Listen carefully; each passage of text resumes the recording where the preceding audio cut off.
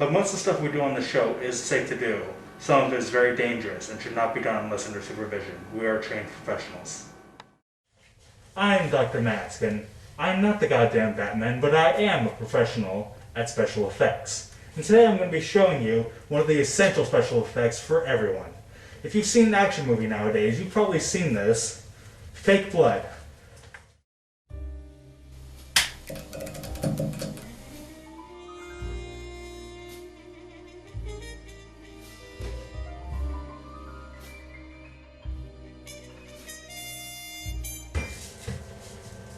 What you'll need is light corn syrup, Karo syrup, specifically, it's a very good brand, and dye. The basis of all blood dye is, of course, red.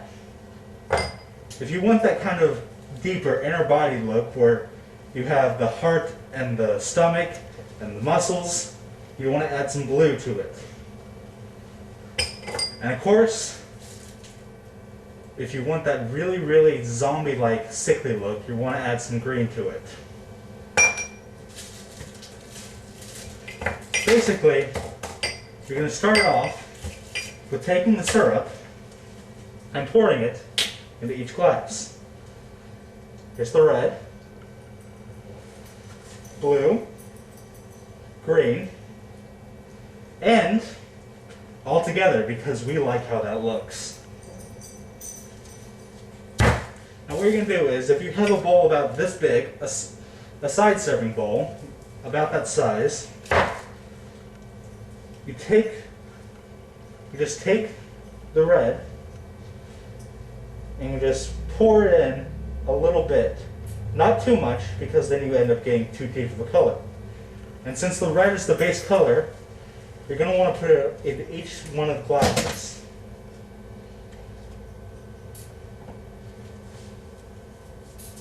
Now that you have red in each of the glasses, you're going to want to take each of the colors that you're going to be adding in and put them into their specific glass. Blue into the first one, green into the second one, and then for the last one, we're going to be taking both of them and mixing them in together.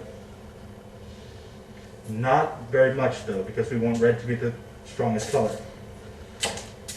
Now we're going to take some chopsticks, some basic wooden ones, and mix them in.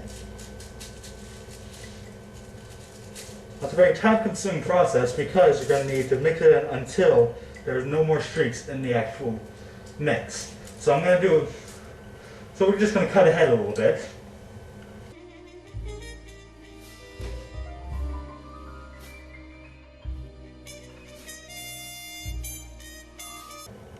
Now that we're done mixing all of it, let's take a look at what they look like. Now we have this red here, the base red, and while mixing we decided to add in a little bit of blue because it gives it a better look. Now as you see there, it's very bright red and should not really be used for anything but kind of an outside wound on the arm or the leg. Now we have the red mixed with blue. Now this is for when you get an internal injury, like a kidney, heart, stomach, or muscular injury. And what it looks like is much darker compared to the red, because deeper in the body, it's not going to look all that great. Then we have the more sickly looking blood, which we mix with green. Used kind of when you have like a zombie attack, has sort of a brownish look to it.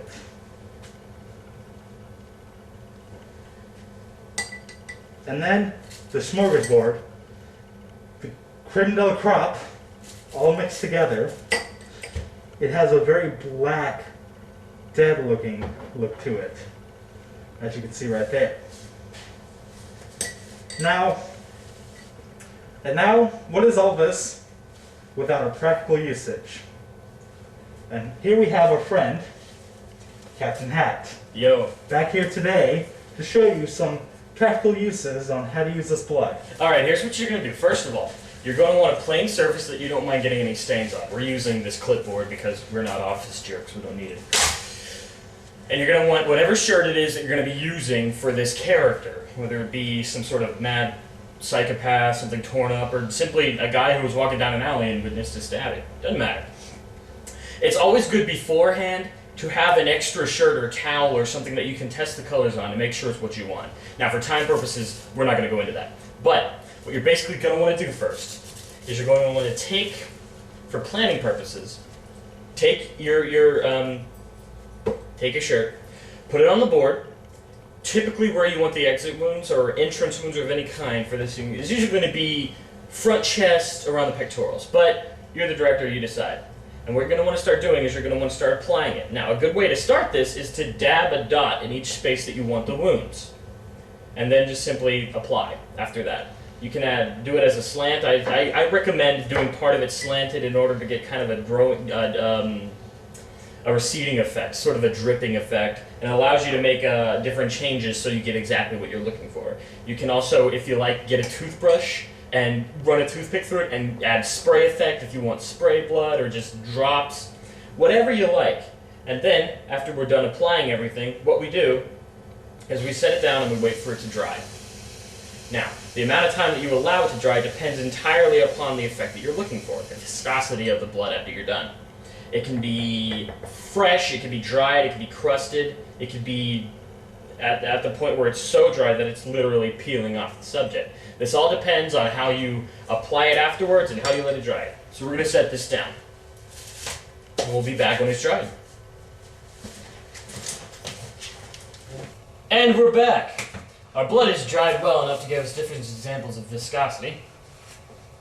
As you can see here, we have the base red that's on either side, blue, green, and the smorgasbord down at the bottom, which we like to call shit-stained brown.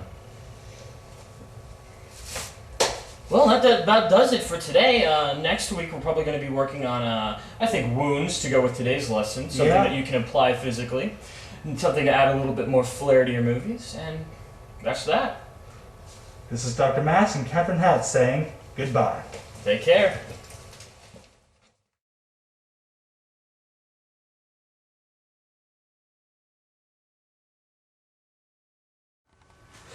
And now we're doing the cleanup process, aren't we, Captain Hat? We? I don't see any we going on here. Hey, I'm throwing these away. I see one dickweed holding the camera.